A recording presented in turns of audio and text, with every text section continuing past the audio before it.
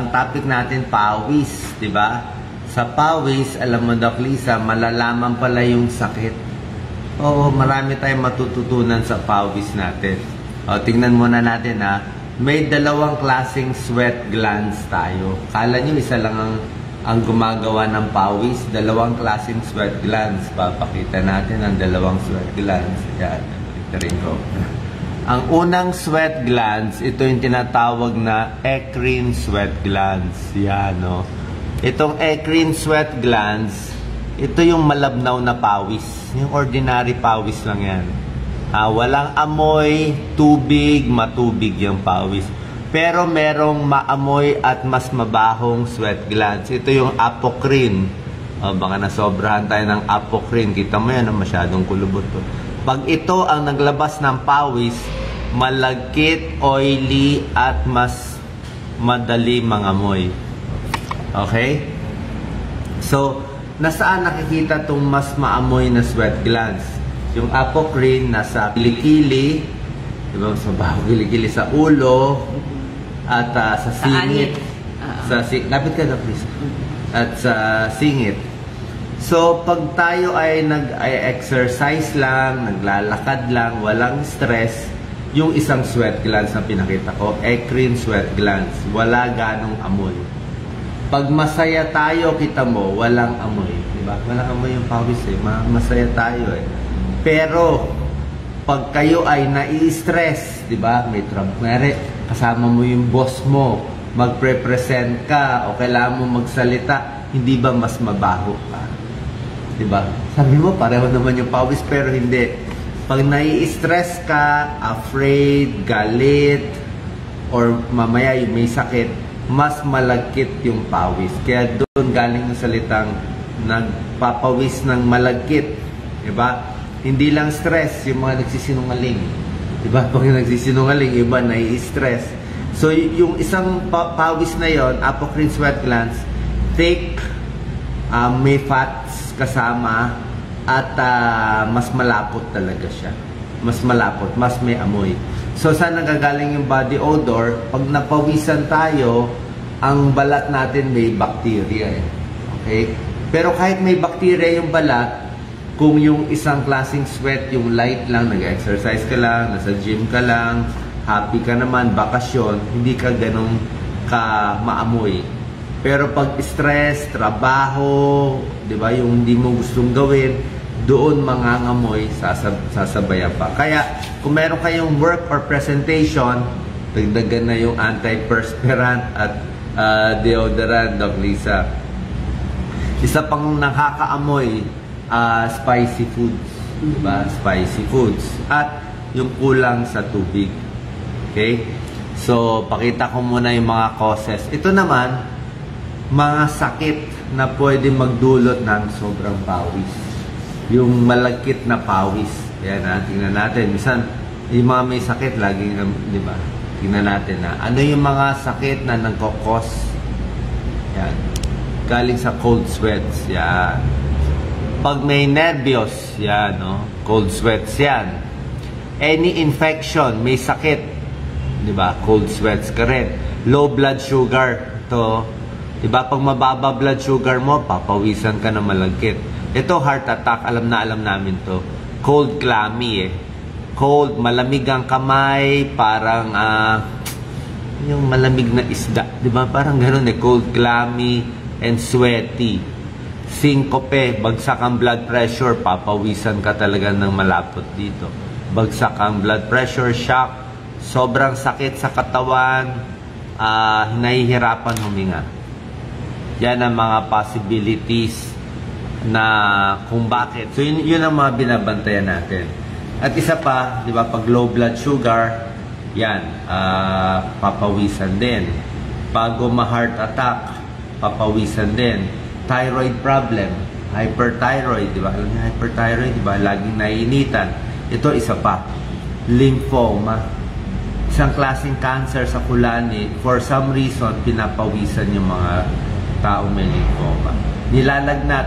Pag nilalagnat, di ba? Pinapawisan din tayo. At, ito, Doc Lisa, tips mo, menopause. Tsaka pregnant. Bakit nga menopause and pregnant pinapawisan? Bumababa na kasi yung estrogen nila. So, mas pawisin sila. Kaya nga minsan kahit hating gabi, lahat giniginaw na siya pawis na pawis. So, laging magdala ng pamaypay. So, pag sa gabi, mas pawis. Anytime of the day, bigla ka na lang papawisan. Ayan na. Hot flashes ang Hot tawag. flashes. May papakita ko dito. Night sweats.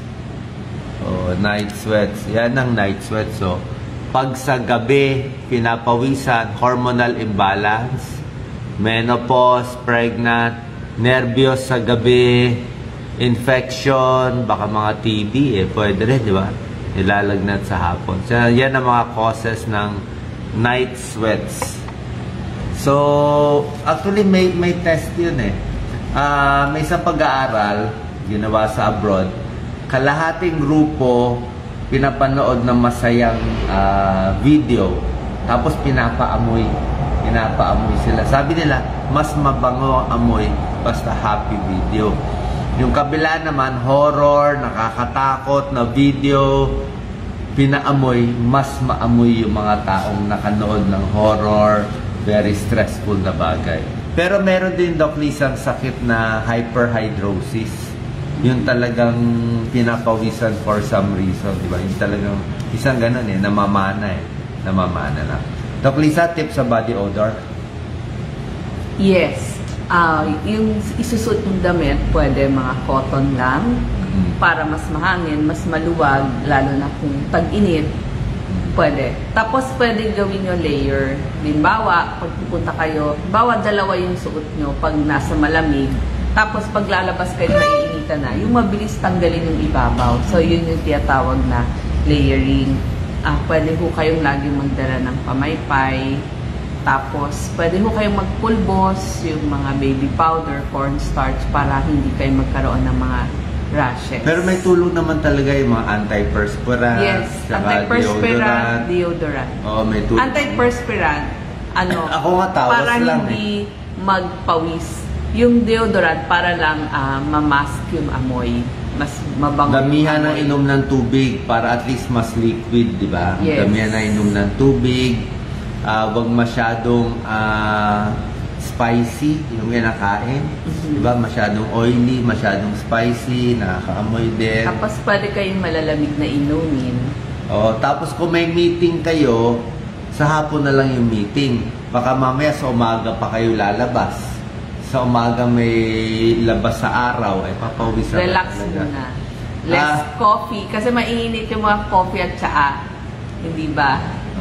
Tapos, ang isang tip, ito medyo maselan Pwede ka naman maghugas ng kilikili twice, di ba? Sa umaga, di ba, tinuro ko na sa inyo, di ba? Apocrine sweat glands kaya nga mas mabaho yung pawis ng kilikili. Ibang glands ang itsura, yung parang kulot-kulot So, ang gagawin nyo, pwede ka maghugas ng kilikili sa tanghali o sa hapon, at least, di ba? Or magpapalit pa ng baro. Tapos may mga tao, sobrang pawisin ng kamay. Talagang tumutulo ang kamay at saka yung paa sa pawis. Yun nga po, kapag ninenervyos kayo, yun yung doon masyadong pawis. So, mag-relax. So, gumawa kayo ng paraan para ma-relax yung isip nyo, tsaka yung katawan nyo. Mas less yung pawis. May lumapit din sa akin patient noon, yung bukod dun sa pawisin ng kamay. Sabi niya, Doc, paano kaya yung ulo ko, yung anit ko? Talagang ginagawa niya, nag-hot na lang siya kasi maamoy daw lagi yung kanyang buhok. Actually, meron na ngayong mga shampoo, mahal nga lang, mga powder shampoo, pwede nyo ilagay doon sa anit nyo. Pero kung hindi nyo mahanap yun, kasi doon lang yung sa mamahalin ng mga department store, pwede nyo gamitin yung shampoo at conditioner na mas mabango. So, yun yung gagamitin ninyo. Tapos, mas shorter yung hair para laging nahahanginan.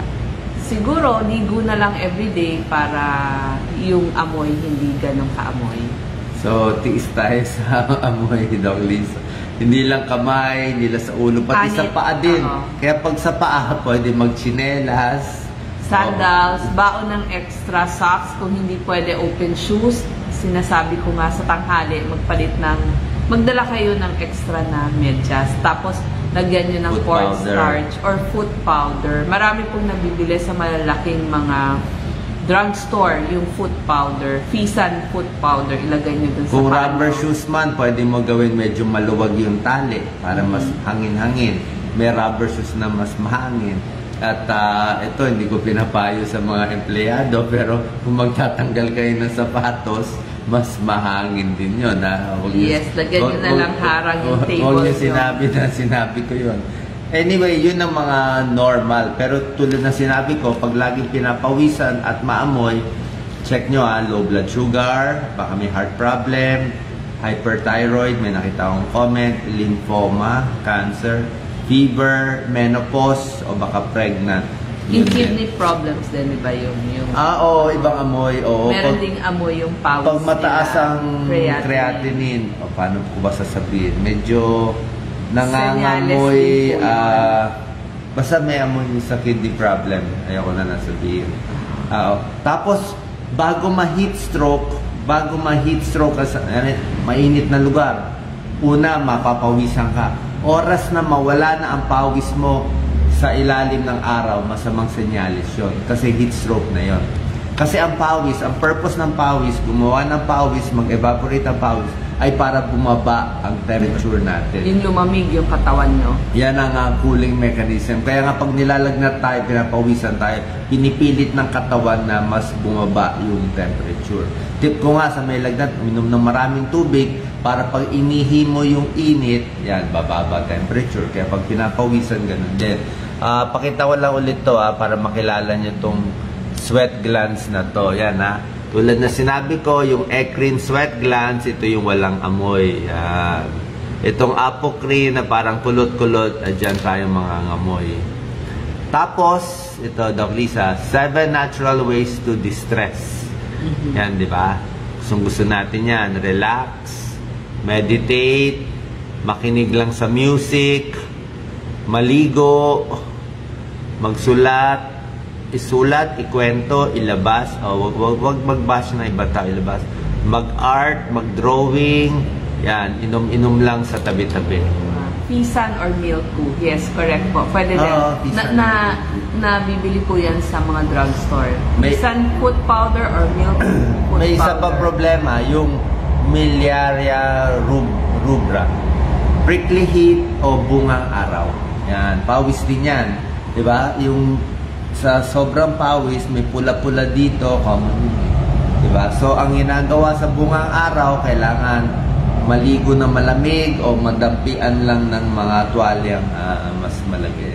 Tawas, pwede naman. Pwede ang tawas. Ako, tawas lang ginagamit ko. Opo, may ready tawas na po. Roll on. Okay. So, sana po nakatulong tong videos natin. Kung mayroon kayong mga tanong, yan. Mabaho ang ulo talaga. Yung anit. Talagang ligo talaga. Salamat po. God bless po. Thank you.